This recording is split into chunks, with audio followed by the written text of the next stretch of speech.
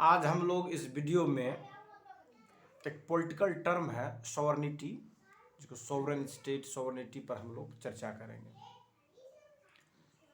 जिसको हिंदी में हम लोग कहते हैं संप्रभुता या संप्रभु। ये संप्रभु जो शब्द है, इस शब्द का अर्थ क्या होता है? संप्रभु जो है शब्द का जो तात्पर्य है, कोई भी ऑर्गेनाइजेशन जो इंटरनल और एक्सटर्नल दोनों प्रकार के अफेयर्स में अगर वो स्वयं डिसीजन लेने में सक्षम हो, तब उस तरह के जो ऑर्गेनाइजेशन होंगे, उस तरह के सिस्टम जो होंगे, उसको हम लोग कहेंगे सॉवरेन वो ऑर्गेनाइजेशन है या सॉवरेन सिस्टम है। लेकिन जब वह कोई बाहरी तत्व से प्रभावित होता हो या किसी और तत्व से प्रभावित होता हो, तब उसको सॉवरेन हम नहीं कहेंगे। लेकिन जब हम लोग सॉवरेनिटी पॉलिटिकल साइंस में जब देखते हैं और पॉलिटिकल थ्योरी के हिसाब से जब पढ़ते हैं,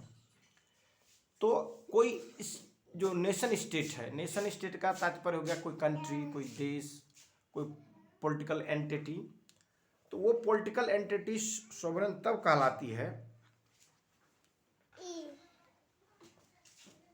पॉलिटिकल एंटिटी सॉवरेन तब कहलाती है जब वो पॉलिटिकल एंटिटी जो राजनीतिक जो इकाई है, वह राजनीतिक इकाई जब कोई इंटरनल डिसीजन या एक्सटर्नल डिसीजन लेने के लिए वो सुप्रीम पावर हो, तब उस एंटिटी को कहेंगे हम, या उस इकाई को कहेंगे हम कि यह जो है संप्रभु इकाई है या ये सोवरेन यूनिट है। तो वर्ल्ड ग्लोबल जो सिनेरियोज के हिसाब से जब हम लोग नेशन स्टेट को जब देखते हैं और उसमें जब हम लोग बातें करते हैं सोवरेन स्टेट की, तो सोवरेन स्टेट ऐसे स्टेट को कहेंगे जो स्टेट इंटरनल लॉ को देश के अंदर के लिए लॉ बनाता हो, और उस जिस टेरिटरी के वो बॉडी है वो पूरे टेरिटरी के लिए लॉ को एग्जीक्यूट करने के लिए ऑपरेशन करने में सक्षम हो, एलिजिबल हो, कॉम्पिटेंट हो, और उससे बड़ा कोई अथॉरिटी ऊपर से नहीं हो, तब हम लोग कहेंगे कि वह जो है जो स्टेट जो है वह सॉवरेन स्टेट है। लेकिन जब वह स्टेट कोई ऑर्डर, कोई लॉ बनाता हो और बनाने के बाद जो है उनको अप्रूवल लेने के लिए किसी और से, अगर उससे हायर अथॉरिटीज की जरूरत पड़ती हो या उससे और कोई ऊपर की अथॉरिटी हो, तब ऐसे परिस्थिति में उस बॉडी को या उस स्टेट को हम लोग सॉवरेन स्टेट नहीं कहेंगे। सॉवरेन स्टेट में निश्चित रूप से जो संप्रभु स्टेट है, जो संप्रभु राज्य है, वो राज्य निश्चित रूप से वो इंटरनल मुद्दे के लिए लॉ बनाता हो, लॉ को लागू करती हो, और एक्सटर्नल किसी स्टेट से जो रिलेशन बनाती हो, तो उसमें किसी एक्सटर्नल जो बाहरी तत्व है या बाहरी जो ताकतें हैं, उन ताकतों का उसके ऊपर प्रभाव न हो, वो इंडिपेंडेंटली उसके लिए सोच सके, तब हम उसको कहेंगे सॉवरेन स्टेट कहेंगे। अब यहाँ पर बातें क्या आ रही है कि कोई भी जो स्टेट है, अभी तो ऐसा नहीं कि जो मन चाहे वो ऐसा अपना डिसीजन ले सकता है, वो ऐसा कर सकता है, क्योंकि दुनिया के और भी जगह के जो पॉलिटिकल पावर्स है, वो पावर कहीं ना कहीं प्रभावित करता है पूरी दुनिया के किसी भी देश को। यह प्रैक्टिकल पॉलिटिकल साइंस की बातें हो रही है, लेकिन जो थ्योरेटिकल पॉलिटिकल साइंस की बातें हैं, उसका तात्पर्य यही है कि कोई भी एक्सटर्नल जो पावर्स होगा, उस पावर का इन्फ्लुएंस नहीं होगा उसको करने में, उसके लॉ को बनाने में या उसके रिलेशंस के लिए। लेकिन प्रैक्टिकली ऐसा नहीं होता है। प्रैक्टिकली कहीं ना कहीं जो भी स्टेट है, किसी न किसी स्टेट का उस पर प्रभाव रहता है अदर स्टेट्स का, और उसके हिसाब से जो है लॉज बनाते हैं या कानून बनाते हैं कुछ न कुछ निश्चित रूप से, या कोई एंटिटी जो ऐसी रहती है जिसका कुछ न कुछ प्रभाव पड़ता है। ये हो गया आपको प्रैक्टिकल पॉलिटिकल साइंस, क्योंकि थ्योरेटिकल पॉलिटिकल साइंस और प्रैक्टिकल पॉलिटिकल साइंस दोनों में काफ़ी डिफरेंसेस है। जो हम लोग राजनीतिक में पढ़ते हैं वैसा राजनीतिक में होता नहीं है, तो इसलिए थ्योरेटिकल पॉलिटिकल साइंस और प्रैक्टिकल पॉलिटिकल साइंस में डिफरेंसेस रहती है।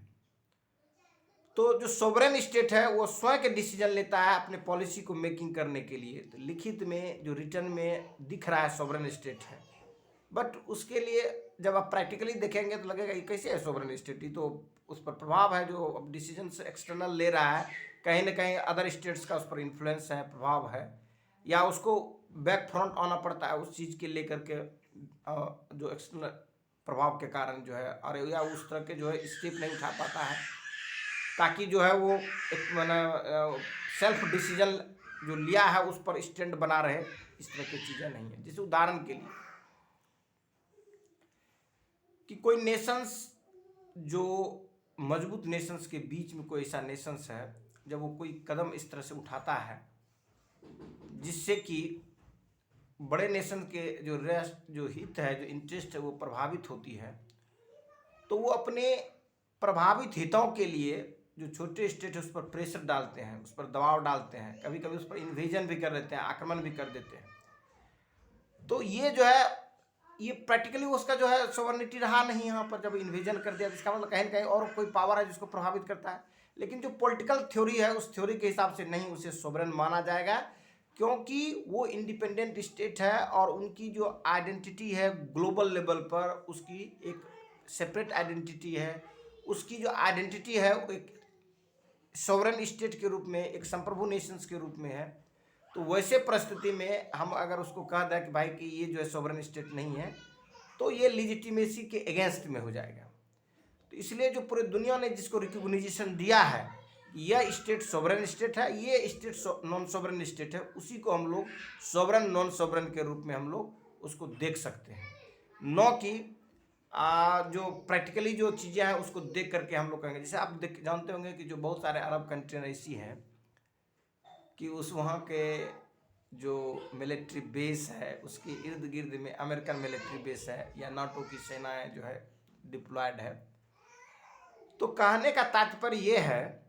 कि अगर इस तरह के जो विदेशी ताकतें हैं, जैसे अमेरिका जैसी ताकत है, और वो ताकत अगर मान लीजिए किसी कमज़ोर नेशंस के यहाँ अपना मिलिट्री बेस, उनके मिलिट्री बेस या अपना मिलिट्री बेस बना के रखा है, अपने सोल्जर डिप्लॉयड करके रखा है, तो ऐसी परिस्थिति में उस स्टेट को जो हम लोग कहते हैं कि भाई ये स्टेट जो है सोवरेन स्टेट है, तो ये तो थ्योरेटिकली सोवरेन स्टेट है, क्योंकि जिस समय उन्होंने अपने सैनिक वहाँ रखा होगा तो उसका निश्चित रूप से वो बेसिक जो दोनों के बीच में ट्रीटी होगी, जो बातें हुई होगी, उसमें एक समझौता हुआ होगा, भाई आपको मिलिट्री हेल्प के लिए हम अपना बेस बना रहे हैं, और आपको कभी भी जो आपके पड़ोसी मुल्क जब एग्रेशन करेगा तो मैं उस एग्रेशन में आपकी रक्षा करूँगा। बट एक्चुअली वो वहाँ का उस तरह की स्ट्रेटजी है नहीं। स्ट्रेटजी वो है कि जो पड़ोसी जो उसके इर्द गिर्द के मुल्क जो है, जो मजबूत है, स्ट्रांग मुल्क है, जो और उभरना चाह रहा है, उसको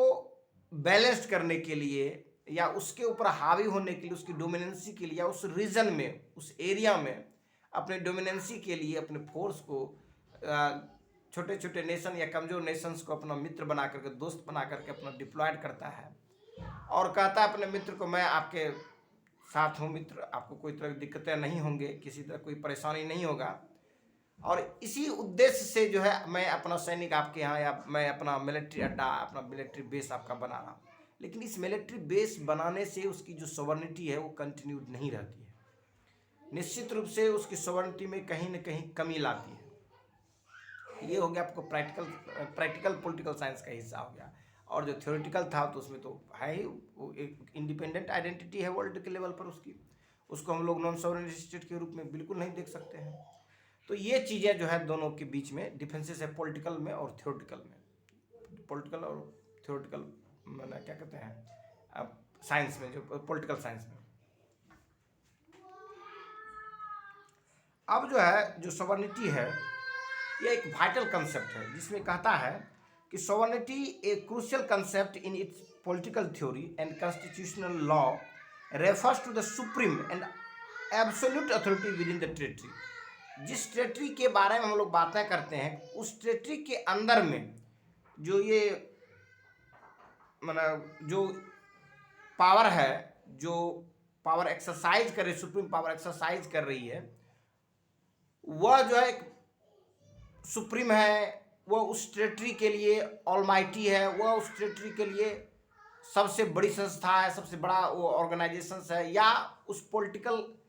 यूनिट के अंदर में सभी छोटे छोटे जो भी यूनिट्स है उसके अंदर में, और वो एब्सोल्यूट पावर रखती है। मतलब उसके बाद कोई पावर नहीं रखता, उससे बियॉन्ड कोई नहीं जा सकता है।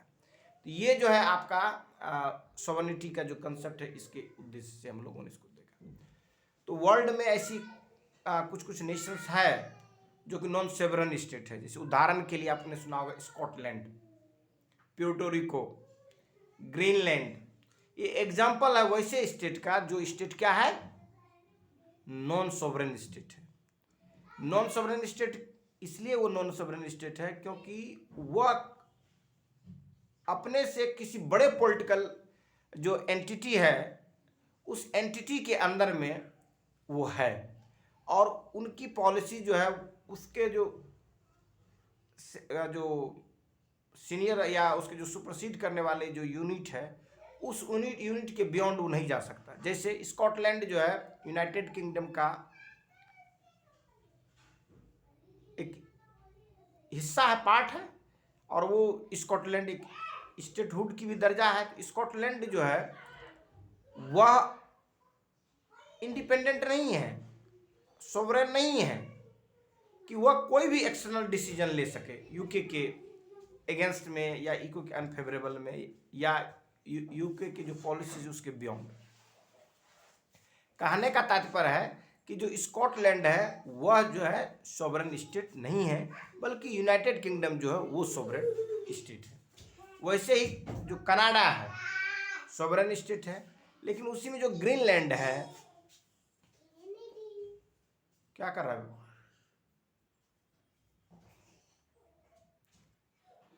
तो कहने का तात्पर्य हुआ कि जो सोवरेन स्टेट होते हैं वो अपना जो है इंडिपेंडेंट जो है वो फॉरेन डिसीजन ले सकता है इंडिपेंडेंटली, और जो इंटरनल डिसीजंस है, जो आंतरिक जो डिसीजंस है वो भी ले सकता है। बाहरी कोई एक्सटर्नल जो प्रेशर्स है, एक्सटर्नल कोई पावर है, उस पावर के इंटरफेयर या उस पावर के अकॉर्डिंग जो है ले, ऐसा जरूरी नहीं है। वो अपना स्वयं सक्षम है वो लेने के लिए कि भाई आप अपना डिसीजन जो है जो लेना है लीजिए। लेकिन अब बात क्या होती है कि कोई भी स्टेट जो अब है वो इंटरनेशनल ऑर्गेनाइजेशन से जुड़ा हुआ है। जैसे कोई स्टेट जो है नाम का सदस्य हो गया, कोई स्टेट कभी यूएसएसआर का ब्लॉक में रहा था, कोई स्टेट अभी नाटो के ब्लॉक में है, तो कोई स्टेट जैसे ब्रिक्स जैसे ऑर्गेनाइजेशन का पार्ट मान लो कोई स्टेट बनता है। ये जो देखते हैं ये उसका एक ऑर्गेनाइजेशनल पार्ट है जिसके वो मेंबर है। अब इसके तहत जो है वो इंडिपेंडेंटली उस बात को एक्सेप्ट किया है कि भाई हम जो है इस ऑर्गेनाइजेशन के ये मुद्दे हैं और इस मुद्दे को मैं सहमत हूँ। तो यहाँ पर ये नहीं है कि आप नहीं सहमत रहते तो वो बातें होती, ऐसी बात नहीं है। सहमत है तब है जब सभी मेंबर स्टेट्स मिल करके एग्री होते हैं, तब वो जो भी चीज़ें मतलब लॉन्च करता है या जो भी बातें एक दूसरे पर थोपा जाता है तो उसमें सबकी सहमति होता है कि भाई ऐसा हम लोग करेंगे तो ये हम लोगों को बेनिफिट होगा, और जो भी हो म्यूचुअली बेनिफिट्स को मद्देनज़र रखते हुए जो इस तरह के जो इब्सा हो गया, ब्रिक्स हो गया, सार्क हो गया,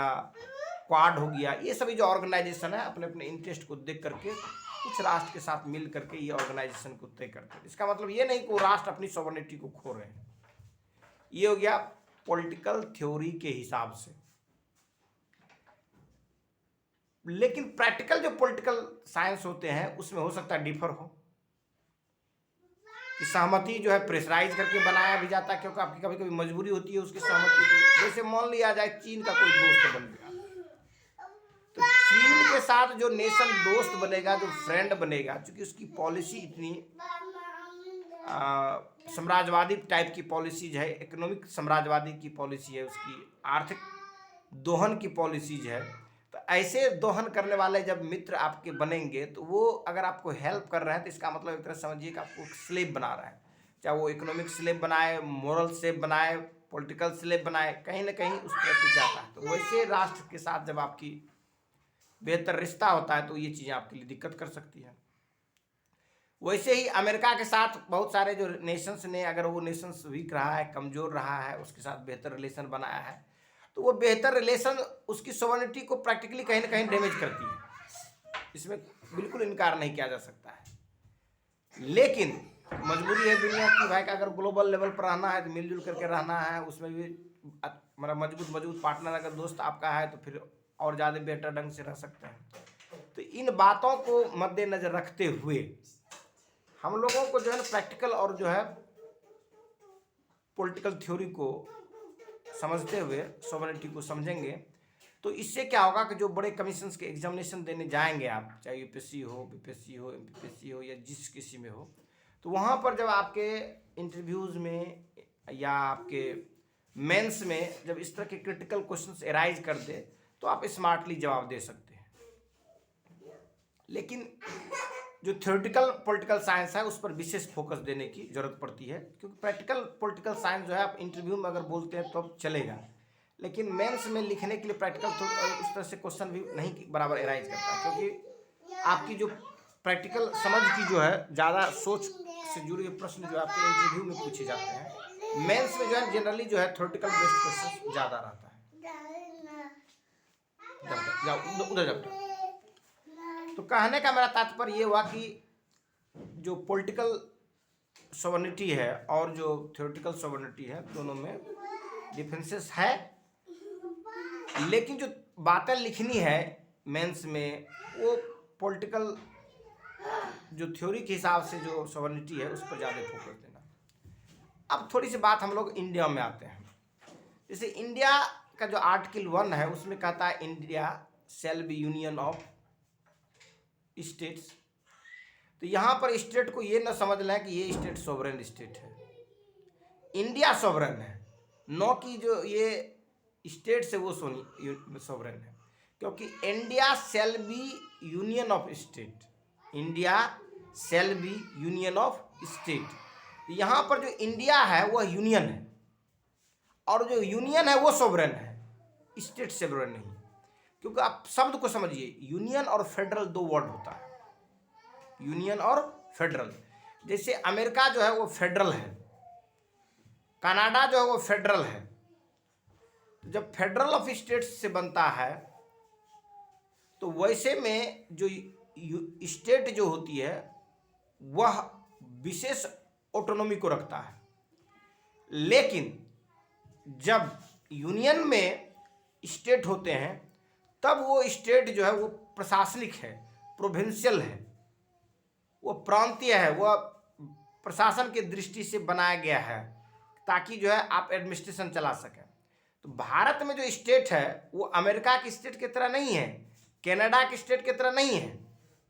भारत का जो स्टेट है वह स्ट्रॉन्ग स्टेट नहीं है, बल्कि वह पार्ट ऑफ एडमिनिस्ट्रेशन है यूनियन का। यहाँ पर यूनियन स्टेट है, यूनियन स्ट्रॉन्ग है या यूनियन मजबूत है। तो इसलिए जो समवर्ती सूची की बात होती है तो समवर्ती सूची में जो लॉज है उस लॉ में अगर स्टेट बनाती हो और सेंट्रल बनाती हो, यूनियन बनाती हो, तो दोनों में अगर कन्फ्लिक्ट होती है तो यूनियन की जो लॉ है वो सुपरसीड करेगा स्टेट के लॉ के ऊपर। तो इसलिए हमारे जो कंट्री है, हमारे देश में जो है वो यूनियन जो है वो स्ट्रॉन्ग है। और हमने जो यूनियन को जो बनाया है वो हमने यूनियन को बनाया नहीं है, बल्कि यूनियन में जो स्टेट बना है,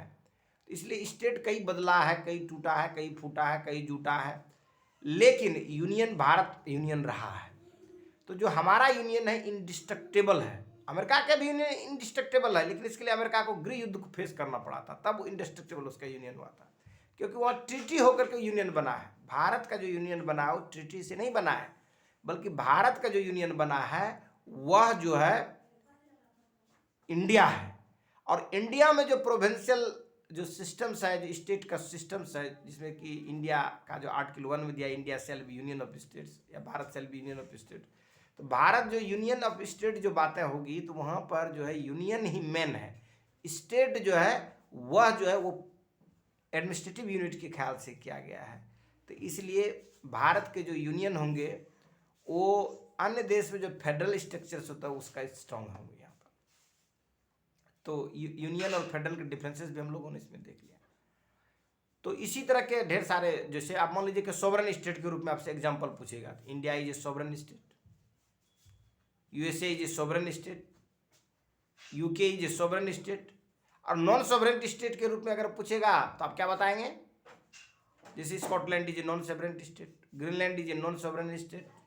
Puerto Rico is a non sovereign state, तो ये सभी जो है नॉन सॉवरेन स्टेट हो जाएंगे। धन्यवाद। अब इस तरह से कुछ कुछ पॉलिटिकल साइंस के भी अलग अलग जो कॉन्सेप्ट्स है, जो थ्योरीज है, उस पर भी मैं वीडियो बना करके डाल दूंगा। धन्यवाद।